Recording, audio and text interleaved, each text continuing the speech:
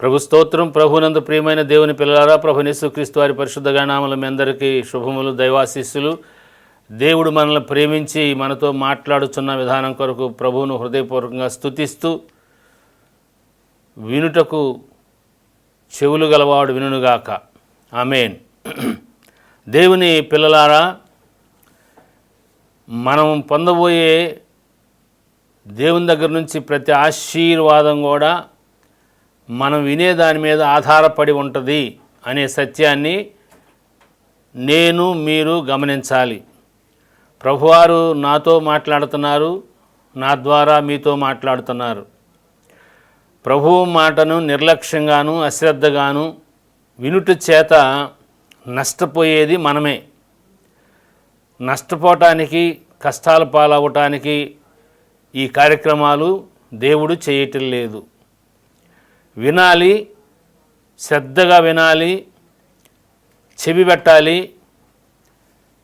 ఎప్పుడైతే మనం హృదయపూర్వకంగా చెవి పెడతామో దేవుని యొక్క జీవం వాక్యంలోంచి మనలో ప్రవేశిస్తుంది. ప్రవేశించిన ఈ జీవం, ప్రవహించే ఈ జీవం అరికాల నుండి నండెత్తి వరకు మనకి స్వస్థత ఇవ్వడం మాత్రమే కాకుండా శక్తితోనూ బలంతోనూ నింపుతుంది. దేవుని యొక్క వాక్యం మనల్ని కడిగేది, దేవుని యొక్క వాక్యం మనల్ని శుద్ధీకరించేది, దేవుని యొక్క వాక్యం మనల్ని బలపరిచేది, దేవుని యొక్క వాక్యం దేవునితో సంధి చేయించేది, సమాధానపరిచేది, దేవుణ్ణి గూర్చిన సత్యాలను మనకు తేటగా తెలియజేసేది. ఎవరు దేవుని యొక్క వాక్యాన్ని నిర్లక్ష్యం చేస్తారో వారు దేవుని నిర్లక్ష్యం చేస్తున్నారని అర్థం. ఎవరు దేవుని యొక్క వాక్యాన్ని ప్రేమించరో దేవుణ్ణి ప్రేమించట్లేదని అర్థం. ఎవరు దేవుని యొక్క వాక్యం కోసం ఆశా తపన కలిగి ఉండరో వారు దేవుని కొరకు ఆశా తపన లేని వారు అర్థం. దేవుని యొక్క వాక్యములో నుంచి జీవం ప్రవహిస్తుందని ఎవరైతే విశ్వసించరో దేవుని దగ్గర నుంచి వారికి జీవం రాదు. ఆ కారణం చేత వాక్యం వినుటి చేతనే తప్పకుండా మనకు రావాల్సిన పరసంబంధమైన ప్రతి దీవెన మనకు వస్తుంది. ఈ సత్యాన్ని గుర్తించి మరి శ్రద్ధగా ఆలకించాలని ప్రభు ప్రేమను బట్టి మనం చేస్తున్నాను. ఎందుకంటే ఒక సహోదరి ఫోన్ చేసింది. ఏం చెప్పానో చెప్పమ్మా అన్న. టీవీ ఆన్లోనే ఉంది.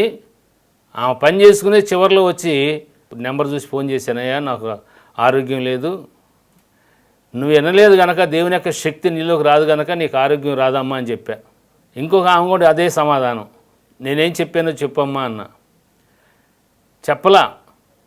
చివరిలో ఫోన్ నెంబర్ రాగానే నేను మొదటి నుంచి ఫోన్ నెంబర్ వేయను. ఎందుకంటే విని మేలు పొందాలి, మేలు పొందాలనే ఉద్దేశంతోనే. ఫోన్ నెంబర్ కనబడటం ఆలస్యం. వినకుండానే నీకేం మేలు జరుగుద్ది? పొరపాటును కూడా జరగదు. వందల మందికి ఫోన్లు చేసి ఉంటావు, వందల కార్యక్రమాలు, 100 నెంబర్లు. నీకు మేలు కలగాలంటే దేవుని యొక్క వాక్యాన్ని ప్రేమించే పరిపూర్ణమైన హృదయం మనలోకి రావాలి. ఒక పని చేస్తున్నామంటే ఆ పనికి నిబద్ధత ఉండాలి, ఏకాగ్రత ఉండాలి. నిన్ను దేవుడు ప్రేమించి నన్ను ప్రేమించి ఈ సమయాన్ని ఇచ్చింది అందుకే కదా. ఉదయకాల సమయం పనిచేసుకునే సమయం కాదంటలా. కానీ శ్రద్ధ పెట్టదలుచుకుంటే, బాగుపడాలని ఆశపడుతుంటే తప్పకుండా మనసు పెట్టాలి. కాబట్టి మనసు పెట్టి ఆలకించండి. తప్పకుండా దేవుడు దర్శిస్తాడు, మాట్లాడతాడు. బలంగా దేవుని యొక్క వాక్యం ద్వారా మనల్ని కడుగుతారు. మంచిది.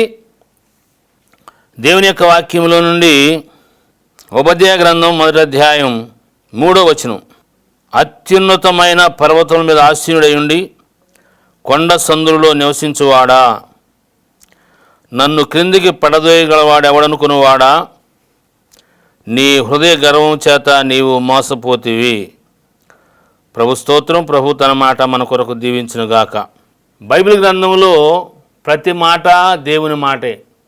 ప్రతి మాట మనకు అర్థమైనా అర్థం కాకపోయినా ప్రతి పేరు కూడా దేవుడు రాయించాడు. ప్రతి సన్నివేశాన్ని, ప్రతి స్థితిని దేవుడు రాయించాడు. దాన్ని గ్రంథస్థం చేసి మన చేతికి అప్పగించాడు. ఇది దేవుని యొక్క అత్యున్నతమైన ప్రేమ. దేవుడు మాట్లాడే విధానాల్లో వ్రాతపూర్వకమైన రీతిలో ఒక విధంగా మాట్లాడతారు. బైబిల్ గ్రంథాన్ని వ్రాతపూర్వకంగా మనకు రాసిచ్చి మనతో మాట్లాడుతున్నారు. స్వరం ద్వారా మాట్లాడతారు, కళ ద్వారా మాట్లాడతారు, దర్శనం ద్వారా మాట్లాడతారు. ఈ దర్శనాలు, కళల ద్వారా దేవుడు మాట్లాడిన స్వరం ద్వారా రాయబడిన సంగతులే బైబిల్ గ్రంథంలోని సంగతులు. కారణం చేత ప్రతి మాట కూడా విలువైంది, ప్రతి నిమిషం విలువైంది, ప్రతి అక్షరం విలువైంది. ఇక్కడ రాబడిన ఓబద్యా అనే చిన్న ప్రవక్త ఎదోము అనే దేశాన్ని గురించి, జనాన్ని గురించి వ్రాస్తున్నాడు. ఎదోమీలు ఎవరనగా అబ్రహాము గారు ఇస్సాకు, యాకోబు, ఏశావు. ఆ ఏశావు సంతానమే ఎదోమీలు. ఎదోము శేయీరు ప్రాంతానికి వెళ్ళి స్థిరపడ్డాడు. యాకోబు మోసగించిన తర్వాత, మోసగించేవారి తప్పు కాదు, మోసపోయే మనదే తప్పు. చాలామంది నమ్మి వారికి డబ్బులు ఇచ్చి, అయ్యా నమ్మి డబ్బులు ఇచ్చామయ్యా, చేబుదులు తెచ్చి కూడా ఇచ్చామయ్యా, ఇవ్వటం లేదయ్యా అని ఫోన్లు చేసేవాళ్ళు చాలామంది. దేవుని పిల్లలారా, మోసపోయే మంద తప్పు కానీ మోసగించేవాడి తప్పు కాదు. మోసగించేవాడిని అందుకే ప్రభువారు అన్నారు, మీరు మోసపోకుండా జాగ్రత్తగా చూసుకోండి. మత్తయి సువార్త 24వ అధ్యాయంలో మొదటగా రాకడ సూచనలు శిష్యులు అయినప్పుడు మీరు మోసపోకుండా, ప్రభు యొక్క రాకడ దినాల మోసాలు ఎక్కువగా జరుగుతాయి. 1,00,000 గడితే 3 లక్షలు ఇస్తాం, 5 లక్షలు ఇస్తాం, 1,000 గడితే 5,000 ఇస్తాం. అంత మోసం.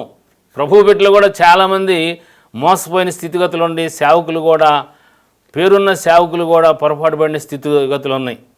ప్రభువు నెరిగి మారు మనసు పొంది అన్యజనుల నుంచి రక్షించబడిన బిడ్డలు కూడా లక్షల్లో మోసపోయిన స్థితిగతులు ఉన్నాయి. మోసపోయిన వారిదే తప్పు కానీ మోసం చేసిన వాడి తప్పు కాదు. మనం మోసపోబట్టి వాడు మోసం చేసాడు. కాబట్టి వివేచన వరం అనేది ప్రతి బిడ్డకి అవసరం. దేవుని పిల్లలారా, నాకు 20 సంవత్సరాల క్రితం సుమారుగా మా ఇంటి ప్రక్కనే ఉండే ఒక మంచి సహోదరుడు ఒక మంచి మాట చెప్పాడు. ఆ దినాలు అది నాకు అర్థం కాలేదు. ఆ మాట నేను గ్రహించుకోకపోవడం చేత నాకు మాత్రమే కాదు, నా కుటుంబానికి మాత్రమే కాదు, మందిరానికి వచ్చే బిడ్డలకు కూడా కష్టాలు తెచ్చిపెట్టా. మనం ఎప్పుడైతే దేవుడు ఎవరి ద్వారా మనకి మేలు చేయడానికి మాట్లాడుతున్నారో ఆ మాట గ్రహించుకోకపోతే మనం నష్టపోతాం. అందుకే జాగ్రత్తగా దెబ్బలు తిని ఉండాం గనక దేవుని మాట వినండి అని మిమ్మల్ని బ్రతిలాడేది. టీవీ పెట్టి అటు ఇటు పరిగెత్తితే నష్టపోయేది మీరే. నేను శరీర సంబంధంగా నష్టపోయాను, ఈ లోకంలో కొంత కష్టం అనిపిస్తున్నాను. కానీ దేవుని మాట విని మారు మనసు పొందినవాడు శాశ్వత కాలం నరకాగ్నిలో ఉంటాడు. శాశ్వత కాలం, 1 రోజు కాదు, 2 రోజులు కాదు, శాశ్వత కాలం నరకంలో అగ్ని ఆరదు, పురుగు చావదు. అయ్యో అమ్మో నాయనో, కేకలు బొబ్బలే. ఆ నిత్య నరకాగ్ని తప్పించడానికే ప్రభువైన యేసుక్రీస్తు వారిని దేవుడు బలియాగంగా చిత్రవధ చేసి శిలువలో వేలాడదీసి చూడనలవాడుగా చేసి ఆఖరి బొట్టు కూడా ఉండకుండా రక్తాన్ని పానార్పణముగా పోశారు. దేవుని మాట వినబడుచుండగా ప్రభువైన యేసుక్రీస్తు వారిలో పాప క్షమాపణని నువ్వు గ్రహించుకుని మారు మనసు పొంది బాప్తిసం పొందితేనే ఏదో కులంలో పుడితే దేవుని రాజ్యానికి వెళ్ళవు.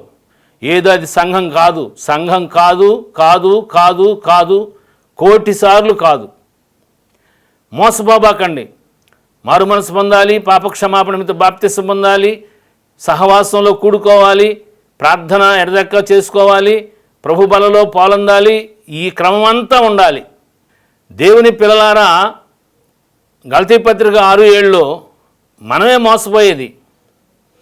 విత్తింది మనమే కోస్తాం, ఎవరు కొయ్యరు. మోసం చేసేం కనుక మోసపోతాం. కారణం చేత మోసం చేశాడు యాకోబు, మోసపోయింది ఏశావు. అన్నదమ్ముల మధ్య గర్భంలోంచే పోరాటం, అవి మీకు తెలిసిన సంగతులే. ఆదికాండం 25వ అధ్యాయంలో మాటలు ఉంటాయి. 27లో ఆకలయ్యి ఎర్రని కూర పెట్టమంటే జ్యేష్ఠత్వం ఇస్తే పెడతా అన్నాడు. జ్యేష్ఠుడు కుటుంబంలో అతి శ్రేష్ఠుడు. తండ్రి తర్వాత తండ్రి స్థానం. తండ్రి చనిపోయిన వెంటనే ఆధిక్యత జ్యేష్ఠుడికి వస్తుంది. ఆస్తిలో 2 భాగం వస్తుంది. బైబిల్ గ్రంథాన్ని ప్రేమించేవారు, దేవుని యొక్క వాక్యాన్ని ప్రేమించేవారు, దేవుణ్ణి ప్రేమించేవారు జ్యేష్ఠత్వ విషయంలో తండ్రికి ఉన్న ఆస్తిలో అందరికి వచ్చే భాగం కంటే రెట్టింపు భాగం జ్యేష్ఠుడిది. ఇంకా సత్యం చెప్పాలంటే జ్యేష్ఠుల వరుసలో యేసు ప్రభు పుడతాడు. జ్యేష్ఠుడు యేసు ప్రభు వారికి తండ్రిగా పిలువబడతాడు. అది జ్యేష్ఠుల వంశావళి క్రమం. అందుకే మత్తయి సువార్తలో జనన క్రమం రాయబడింది.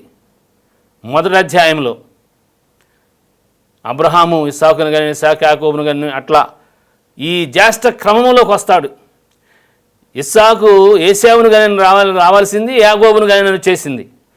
జ్యేష్ఠత్వాన్ని తృణీకరించుడు చేత యేసు ప్రభు వారి వంశక్రమంలో రావాల్సింది, తండ్రిగా ఉండవలసింది, యేసు ప్రభు తండ్రిగా పిలువబడాల్సింది పోగొట్టుకున్నాడు. ఆ తర్వాత తల్లిదండ్రుల మధ్య ఏకాభిప్రాయం లేకపోవటం, తల్లిదండ్రుల మధ్య భిన్నాభిప్రాయం ఉండటం, వేరువేరుగా ఒకరినొకరు ఇద్దరు బిడ్డలు, మొత్తం కుటుంబంలో నలుగురు 2 పార్టీలు. ఇస్సాకు ఎంత ప్రార్థనాపరుడు, ఎంత భక్తిపరుడు, ఏకపత్ని పురుషుడు. ఎంతగా ఇస్సాకు గారిని ఎగ్జాల్ట్ చేయాలంటే చెప్పలేము. చాలా అందగత్య, చాలా సౌందర్యవతి. కానీ నేను తప్ప వేరొక దేవుడు నీకు ఉండకూడదన్న దేవుని యొక్క ఆజ్ఞ ఏ రీతిగా దేవుని గౌరవించాడో అదే స్థాయిలో భార్య విషయంలో భార్యని గౌరవించాడు, ప్రేమించాడు. అలాంటి భక్తి కలిగిన ఇస్సాకు గారు, అయ్యా నేను చనిపోబోతున్నాను, మంచి ఆహారం సిద్ధపరచుకురా, వేటకెళ్ళని ఏశావు చెప్తే చాటు నుండి రిబెకా గారు వింది. చూడండి ఎంత ప్రేమ కలిగిన దంపతులు పెంపకం విషయంలో ఒకరినొకరు ప్రేమించుట చేత వారి మధ్య శత్రుత్వాన్ని పునాది వేసారే తప్ప ప్రేమను, వారికి ఉన్న ప్రేమను, వారిద్దరు ప్రేమ కలిగిన, ఒకరంటే ఒకరు ప్రాణం. దేవుడంటే అంత ప్రాణం ఇస్సాకుకి, భార్య అంటే కూడా అంతే ప్రాణం. దేవుని తర్వాత ఇస్సాకు ప్రేమించేది భార్యనే. అలాంటిది భార్య చెప్పకుండా, అమ్మ మరి నేను ఇట్లా అనుకుంటున్నాను అనే మాట చెప్పకుండా పెద్ద కుమారుని పిలిచి చెప్తాడు. అక్కడ భేదాభిప్రాయం వస్తుంది. యాకోబు వచ్చి మోసగించి ఆశీర్వాదాన్ని తీసుకెళ్తాడు. ఇస్సాకు గారు కూడా స్వరం గుర్తుపట్టాడు కానీ శరీరం తవిడి చూసి మోసపోయాడు. అప్పుడు యాకోబు కోపం వచ్చింది, ఏశావు కోపం వచ్చింది, చంపేద్దాం అనుకున్నాడు. తండ్రి మరణదినాలు దగ్గర కొన్ని కనుక తండ్రికి ఈ విషయం తెలిస్తే బాధపడతాడు, తండ్రిని దుఃఖపెట్టకూడదు కనుక ఆగుదామని తమాయించుకున్నాడు. సంఖ్యాకాండం 20 అధ్యాయం 14 నుంచి 20 వచనాలు మనం గమనించినట్లయితే వాగ్దాన దేశాన్ని స్వతంత్రించుకోవడానికి వస్తూ ఉన్నారు. వచ్చే క్రమంలో మోషే గారు ఎదోము రాజు దగ్గరికి దూతను పంపించి, నీ సహోదరుడు ఇశ్రాయేలు అన్నదేమనగా, మాకు వచ్చిన కష్టం యావత్తు నీకు తెలిసినదే. మా పితరులు ఐగుప్తుకు వెళ్ళిరి, మేము చానాదిన ఐగుప్తులు నివసించితిమి. ఐగుప్తులు మమ్మను మా పితరులను శ్రమపెట్టిరి. మేము యెహోవాకు మొరపెట్టగా మా మొరమిని దూతను పంపి ఐగుప్తులను మమ్మల్ని రప్పించెను. ఇదిగో మేము మీ పొలమేరేందు కాదేశ్ పట్టణంలో ఉన్నాము. మమ్మల్ని నీ దేశమును దాటిపోనిమ్ము. పొలములో బడి అయినను ద్రాక్ష తోటల బడి అయిన వెళ్ళము, బావుల నీళ్లు త్రాగము, రాజమార్గం నడిచిపోదుము. నీ పొలిమేర దాటు వరకు కుడికైన ఎడమకై తిరగకుండా పోదుమని చెప్పాను. ఎవరు? అన్నదమ్ములు పిల్లలే. చాలా సంవత్సరాల తర్వాత లక్షల మందిగా మార్చబడి, వందల సంవత్సరాల తర్వాత లక్షల మందిగా మార్చబడి ఎదోము దేశంలో గుండా, ఏశావు సంతానం యొక్క దేశంలో గుండా వెళుతూ, అయ్యా మీ సహోదరులు మేము, మీ సహోదరుల పిల్లలమే, పితరులు ఐగుప్తుకు వెళ్ళారు, వచ్చిన కష్టం అంతా మీకు తెలుసు. ఇప్పుడు మేము మీ రాజమార్గంలో గుండా బడి మీ దేశాన్ని దాటి వెళ్ళిపోతాం. కుడి ఎడమకు తిరగమయ్యా, బావుల నీళ్ళు తాగమయ్యా. మరి అన్నదమ్ములు పిల్లలు కనుక దయచేసి మమ్మల్ని పానీయమని అడిగితే అట్లా వెళ్ళడానికి వీలు లేదు, నేను కత్తితో వచ్చి నేను సంహరించేదినేమో. చూడండి, అన్నదమ్ముల మధ్య పోరాటం, అన్నదమ్ముల మధ్య పగ, అన్నదమ్ముల మధ్య శత్రుత్వం, అయిన వాళ్ళ మధ్య శత్రుత్వం ఎప్పటికి తల్లి గర్భంలో మొదలైన ఈ పెనుగులాట వందల సంవత్సరాలైనా కానీ బయటకు వస్తూనే ఉంది. దేవుని పిల్లలారా, మనం కూడా రక్షణ పొందుతాం, పాపక్షమాపణ ఇస్తాం, ప్రార్థన చేసుకుంటాం, పశ్చాత్తాపడతాం. అయ్యా అసూయ ఉందయ్యా, ద్వేషం ఉందయ్యా, ఈర్ష్య ఉందయ్యా, కక్ష ఉందయ్యా, పగ ఉందయ్యా, కోపం ఉందయ్యా, క్రోధం ఉందయ్యా, క్షమించిన ఆయనని కన్నీరు గారుస్తాం, మారు మనసు పొందుతాం, బాప్తిసం తీసుకుంటాం. కానీ అప్పుడప్పుడు కలకేస్తూనే ఉంటుంది. పుట్టలో నుంచి కనుక పాము బయటకు వచ్చి నేనున్నాను వచ్చి అన్నట్టుగా ఈ మనలో ఉన్నాయి, ఈ శరీరం ఉన్నంత కాలం ఆయా సమయాల్లో మనల్ని కదిలిస్తూ ఉంటాయి. చెప్పబడిన మాట ఏంటంటే, వాడు నేను వదిలి వచ్చిన ఇల్లు ఎట్టుందో చూద్దామని అప్పుడప్పుడు వచ్చి వెళ్తూ ఉంటాడంట. ఇల్లు ఊడ్చి అమర్చినట్టు చూసి వాడికంటే చెడిపోయిన 7 దెయ్యాలను అంటి పెట్టుకుని వస్తాడంట. మనం దేన్నైనా వదిలిపెట్టామంటే ఆయా సమయాల్లో వచ్చి ఆడికంటే చెడిపోయిన వాడిని తీసుకొస్తాడు. మనం కూడా వదిలిపెట్టిన అప్పుడప్పుడు మనం కలకేస్తూ ఉంటాం, అటు ఇటు చూస్తాం, వచ్చిన దారిని ఈ ఇంట్లో ఉన్నాం, ఆ ఇంట్లో ఉన్నాం, అటు పోయాం ఇటు పోయాం. దొంగ బుద్ధి. శరీరము కేవలము దేవునికి విరోధమైనది, దేవుని మాట వినేది కాదు. దేవుని పిల్లలారా, ఈ ఎదోమీలు లేక ఏశావు సంతానం వారు అక్కడ అడ్డం వచ్చారు. ఆ తర్వాత నెబుకద్నెజరు రాజు యెరూషలేము మీదకి దేవుడు పంపించిన శాపాన్ని నెరవేర్చేటప్పుడు జరిగిన సంగతి ఏంటంటే, ఏశావు సంతానం వారు తమ సోదరులైన ఇశ్రాయేలీల్ని, యూదా గోత్రాన్ని హింస పెడుతుంటే, చంపుతుంటే, గర్భిణీ స్త్రీలు కడుపులు కోస్తుంటే, తగలబెడుతుంటే, చిన్నపిల్లలను అడ్డంగా నరుగుతుంటే, వీళ్ళు కూడా నెబుకద్నెజరు సైన్యానికి సహకరించడం మాత్రమే కాక వీరికి దొరికిన వాళ్ళు వీళ్ళు కూడా చంపేసేసారు. ఈ సత్యం 2వ దినవృత్తాంతాలు 21వ అధ్యాయం 16-17 వచనాలు ఉంటుంది, మీరు దయచేసి చూడండి. 2వ దినవృత్తాంతాలు 21వ అధ్యాయం 16-17 వచనాలు.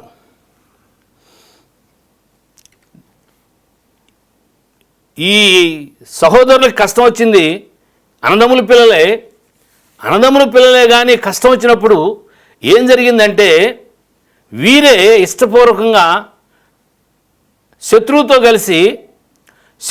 కలిసి యూదా వారిని చంపేస్తున్నారు. వీరు చంపినంతమందిని చంపగా మిగిలిన వారిని పట్టుకుని శత్రువుకి నెబుకద్నెజరుకి అప్పగించారు. చూసారా, అన్నదమ్ముల పిల్లలే శత్రుపక్షంగా చేరి శత్రువుతో చేతులు కలిపి శత్రువుని చేర్చుకుని ఎవరికి మేలు చేయాలో చేయకుండా కీడు చేయడానికి శత్రువు చూస్తూ ఉంటే ఆ శత్రువుతో ఏకీభవించారు, శత్రువుకి అప్పగించారు. ఎవరిని? రక్త సంబంధుల్ని. దేవుని పిల్లలారా, రక్త సంబంధులే అప్పగించేది. ఒక సహవాసంలో పుడతాం, ఒక మందిరంలో పుడతాం, శత్రువుకి అమ్ముడు పోయి శత్రువు మాటలిని శత్రువుతో కలిపి ఒక ఊర్లో ఒక కూడిక ఒకరిని సేవకు ఏర్పాటు చేస్తున్నారు. దానికి ఏ మందిరంలో రక్షించబడ్డారో ఆ మందిరంలో కాకుండా మందిరాన్ని కూలగొట్టడానికి ఎవరు పన్నాగాలు అమ్ముతున్నారో వారితో కలిసి వారు కూడా స్టేజీ మీదకి వచ్చి ఆశీనులై వాళ్ళు వీళ్ళు కలిసి ఒక యేసయ్య రక్తంలో విమోచించబడి ఒకే గర్భం నుంచి పుట్టిన సహోదరులు అని పిలువబడే వారిని దెబ్బకొట్టడానికి శత్రువుతో చేతులు కలిపి శత్రువు చేత అభిషేకించబడి, చూసారా, నీవు కొలిచిన కొలత చొప్పునే నీ కొలవబడద్ది.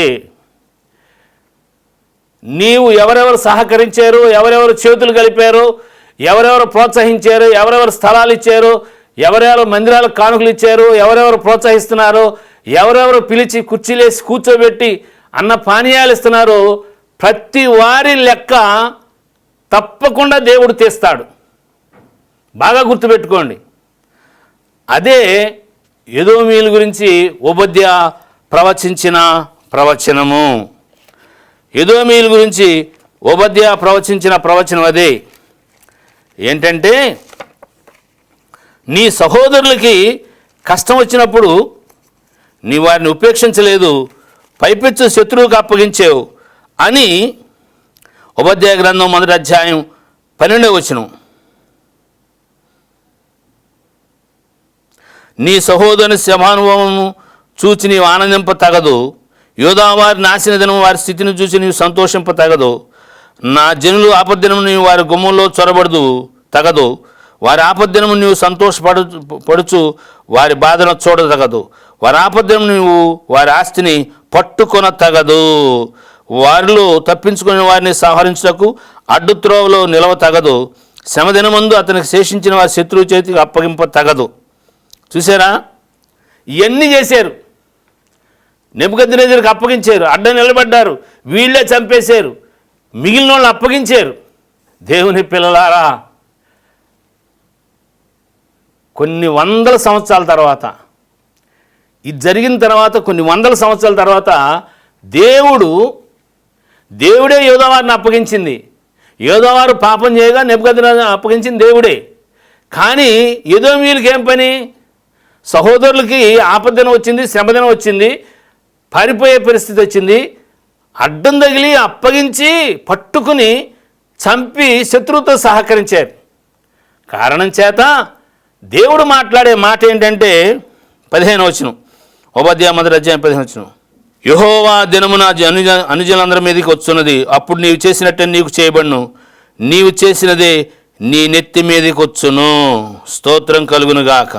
నీవేం చేసావో? నువ్వు పారిపోతుంటే అడ్డం పడ్డావు, నువ్వు దారికి అడ్డం వచ్చావు. నీవు చేసిందే నువ్వు పారిపోయేదేను. ఒక ఊరిలో ఒక సేవకుడు సేవ చేస్తున్నాడు. ఆ సేవకుడికి సేవలో ఇబ్బందులు ఉన్నాయి. ఇబ్బంది పెట్టేవారు గతంలో ఎక్కడి నుంచో పారిపోయొచ్చారు. వారు ఎట్లా పారిపోయొచ్చారో ఇక్కడి నుంచి కూడా అట్లాగే పారిపోతారని ఆ సేవకుని భార్యకి దేవుడు చెప్పాడు. పారిపోతావు, శ్రమదినమున నీ వారికి నువ్వు సహాయం చేయాల్సింది పోయి రక్త సంబంధులయ్యుండి శత్రువుతో సహకరించుడు చేత నీవేమైతే చేసావో అదే నీ నెత్తి మీదకి రాబోతుంది. అదే నీ నెత్తి మీదకి. శేయరుని గురించి ప్రపంచ వింతల్లో ఇప్పటికీ శాస్త్రవేత్తలకు అర్థం కానంత గొప్ప కన్స్ట్రక్షన్స్ ఉన్నాయి. సుమారుగా 7,500 అడుగుల ఎత్తులో ఉన్న కొండల్ని ఇళ్ళుగా మలిచారు. ఉపాధ్యాయ గ్రంథం 1:4. పక్షిరాజు గూడంత ఎత్తున నివాసము చేసుకొని నక్షత్రంలో నీ దాన్ని కట్టినను అచ్చటి నుండి నేను కింద పడవేతును. చోరులే కానీ రాత్రి కన్నవేలు కానీ మీదకి వచ్చినట్లా తమకు కావలసినంత మటుకు దోచుకుందరు కదా. చూసారా? ఎత్తైన కొండ, శేయరు కొండ, ప్రపంచ వింత, ఎర్రగా ఉంటాయి. సూర్యుడు ప్రకాశించినప్పుడు ఎర్రగా మెరుస్తూ ఉంటాయి కొండలు, ఎర్రటి కొండలు. ఆ ఎర్రటి కొండల్లో సన్న సందుల్లాగా ఎవడు శత్రువు రావడానికి వీల్లేదు. వారు ఎత్తైన కొండ మీద ఉన్నారు. కింద నుంచి వచ్చే వారిని తేలిగ్గా జయిస్తారు. వాళ్ళ ఈ అధ్యాయంలో ఆ మాటలన్నీ తర్వాత చదవండి. ఆ ఎత్తుగా కట్టుకున్నారు. ఏ శత్రువు మమ్మల్ని ఏం చేయలేడు, ఎవడు పడగొట్టలేడు, ఎవడు మమ్మల్ని ఏం చేయలేడు అన్నంత ఎత్తుగా ఎర్రటి కొండల్లో ఇప్పటికీ ఆర్కియాలజిస్టులు, పురావస్తు శాస్త్రవేత్తలు పరిశీలించి ఇంత కన్స్ట్రక్షన్స్ ఎలా కట్టారు. ప్రపంచ అద్భుతాలు అది ఒక అద్భుతం. యేసేపు సంతానం వారు పెద్ద జ్ఞానం కలిగిన వారు. ఆ పెద్ద జ్ఞానం వారిని ఏం చేసిందంటే ఉన్నతమైన స్థలాలు, ఎత్తైన 7,500 అడుగుల ఎత్తులున్న కొండల మీద 4,000 నుంచి 5,000, 7,000 వరకు కొండలన్నింటినీ ఇళ్ళుగా మలిచారు.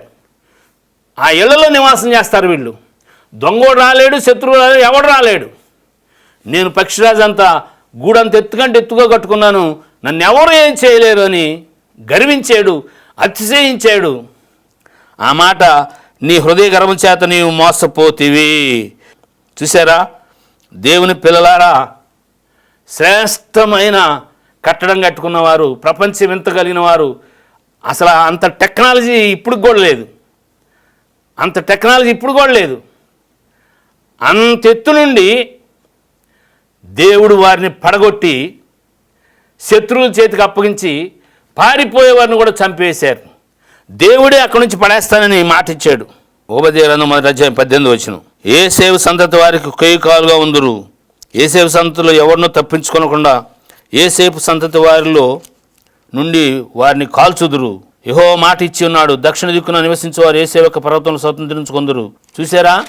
ఎవ్వరు ఊహించనంత గొప్ప కొండల మీద శేయరు పట్టణాన్ని కట్టుకున్న ఏశావు సంతానం, ఎదోము దేశం దేవుని చేత శత్రువులకు అప్పగించబడి పారిపోయేటట్టుగా అసలు ఎవరు రాలేరు, ఎవరు చేజింకించుకోలేరు. అట్లాంటి దాన్ని నీవేం చేసావో, నువ్వేం కొలిచావో అదే నీకు కొలవబడద్ది. ఇర్మియా గ్రంథం 49:15-20 మీరు గమనించితే అక్కడ దేవుడు ఎదోమును గురించి మాట్లాడతాడు. యెహోవా యొద్ద నుండి నాకు వర్తమానం వచ్చెను, జనుల యొద్ద దూత పంపబడి ఉన్నాడు. కూడుకొని ఆమె మీదకి రండి, యుద్ధముకు లేచి రండి. జనములలో అల్పులుగాను మనుషుల్లో నీచులుగాను నేను చేయుచున్నాను. నీవు భీకరుడు, కొండ సందులను నివసించువాడా, పర్వత శిఖరం స్వాధీనపరుచుకున్నవాడా, నీ హృదయగరం నిన్ను మోసం చేసెను. నీవు గద్దవలే నీ గూటిని ఉన్నత స్థానంలో కట్టుకొని అక్కడి నుంచి నేను పడద్రోసేదను. ఇదే యెహోవా వాక్కు. ఎదోము పాడైపోవును, దాని మార్గం నడుచువారు ఆశ్చర్యపడి దాని ఇడుములన్నీ చూసి హేళాకోళము చేయుదురు. సొదొమ గొమొర్రా వాటి సమీపన పట్టణాలు పడగొట్టబడిన తర్వాత వాటిలో ఎవడనో కాపురం ఉండకపోయినట్లు ఏ మనుషుడు అక్కడ కాపురం ఉండడు, ఏ నరుడు దానిలో బస చేయడు. చిరకాలము నిలుచు నివాసమును పట్టుకోవాలని శత్రు సింహాలే యోర్దాను ప్రవాహం నుండి వచ్చుతున్నారు. నిమిషంలో నేను వారిని దాని యొద్ద నుండి తోలివేసేదను. నేనెవరిని నేర్పరుతున్నో వాడిని దాని మీద నియమించేదను. నన్ను పోలి ఉన్నవాడై నాకు ఆక్షేపణ కలుగజేయవాడేడి, నన్ను ఎదిరించగల కాపరి ఏడి? ఈ దేవుని గురించి యెహోవా చేసిన ఆలోచన వినుడి. చూసారా, తేటగా స్పష్టంగా దేవుడు మాట్లాడుతున్నాడు. ఇప్పుడు చెప్పిన సంగతులన్నీ ఇందులో ఉన్నాయి. మరొకసారి చదువుకోండి. గద్దవలే గూటిని కట్టుకున్నాడు, పర్వత శిఖరాలు, హృదయ గర్వం, హృదయ గర్వం, హృదయ గర్వం, గర్వం, గర్వం, మేము మేము. జాగ్రత్త, జాగ్రత్త, జాగ్రత్త. మోసపోతున్నావు, మోసపోతున్నావు. గర్వం చేత మోసపోయావు. నీ గర్వాన్ని బట్టి నిన్ను ఎంత ఎత్తులో ఉన్న కూల్చి అవతల పడేస్తాడు. అదే జరిగింది. తమ సోదరుల కష్టములుంటే వచ్చి ఆపదలో సహాయం చేయాల్సింది, సోదరుల పక్షంగా నిలబడాల్సింది. నేను దేవుని చేత ఎలవరు గ్రామానికి పిలువబడ్డా. మా నాయనమ్మ సంతానం వారు కూడా దేవుని యొక్క పిలుపును గ్రహించుకోకుండా, మా నాయనమ్మ తరపు బంధువులు పిలుచుకోకుండా ఎటో అటు పోతూ ఉంటారు. అంటే దేవుని పిలుపు అంటే గౌరవం లేదు, దేవుణ్ణి గౌరవించడం, దేవుని మర్యాద లేదు. మేము ఎక్కడికో పోతున్నాం, మేమేదో. అసలు దేవుని పిలుపుని మర్యాదించని నీవు, రక్త సంబంధికి ముఖం చాటేసిన నువ్వు దేవుని సేవిస్తున్నానని మోసపోతున్నావు. మోసంలో బ్రతుకుతున్నావు. నేను కానీ దేవుని మా చిన్నాయన గారు మాచర్లో నాన్నగారి సొంత తమ్ముడు, ఆయనకు ఒక్కడే కొడుకు, అక్కడ రక్షించబడ్డాడు. మాచర్లలో సహవాసంలో ఉంటారు. ఎలవరు వచ్చి వారి సహవాసానికి వెళ్తున్నారు. నేను ఒక మాట అన్నా, దేవుడు నన్ను పిలిస్తే నువ్వు వెళ్ళేది తప్పు. దేవుడు నన్ను పిలిచాడు కనుక ఈ ఊరు మీరు వచ్చారు. మా చిన్నాయనతో నేను చెప్తున్నా, దేవుడు నిన్ను పిలిస్తే గనక ఆ పిలుపును గౌరవించు. వారి సహవాసం మందిరం ఆ ఊర్లో ఉంటే అక్కడికి వెళ్ళబోతుంటే ఈ మాట చెప్పా. ఆలోచించి ఆగిపోయాడు. ఎఫ్ఎస్సి పత్రిక మీద వాక్యం చెప్పాడు ఆ రోజు మందిరంలో. మా తండ్రి తర్వాత తండ్రి, జాగ్రత్తగా గమనించండి. నీ సహోదరునికి నువ్వు మేలు చేయాలి, ఆపద్దినంలో కాపుగా ఉండాలి. ఆ రీతిగా ఉన్నట్లుగా ఆత్మదేవుడు మనం దేవుని ఆత్మకు విధేయత చూపినట్లుగా సహాయం చేయనుగాక. Thank you and God bless you.